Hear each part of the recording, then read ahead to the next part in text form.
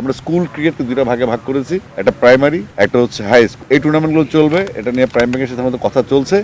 পাশাপাশি আমরা ছোট আকারের একটা মাদ্রাসা ক্রিকেট করতে চাই এবং ইংলিশ মিডিয়াম স্কুলগুলোকে আমরা ইনভলভ করতে চাই। অর্থাৎ আমাদের সমাজে, আমাদের স্টুডেন্টদের লেভেলে আমরা এমন কোনো সার্কিটকে বাইরে রাখতে চাই না যারা আমাদের স্পোর্টসে অবদান রাখতে পারে। পরবর্তীতে আমরা শুরু করছি, যেমন আগে আমরা ইন্টার কলেজ খেলেছি একটা চিটাং ডিভিশন এক সময়, তো ইন্টার কলেজটা আমরা শুরু করব, ইউনিভার্সিটি আমরা শুরু করব। তো সেক্ষেত্রে আমরা তাদেরকে প্রজ্ঞাপনের মাধ্যমে বা আবেদনের মাধ্যমে তাদের অ্যাপ্লিকেশনে নিয়ে আমরা খুব দ্রুততম সময় টুর্নামেন্টগুলির স্ট্রাকচারটা তৈরি করে তাদেরকে আহ্বান করব এবং তারপরে আমরা ডিসিশন নেব যে এই টুর্নামেন্টগুলো কীভাবে হবে।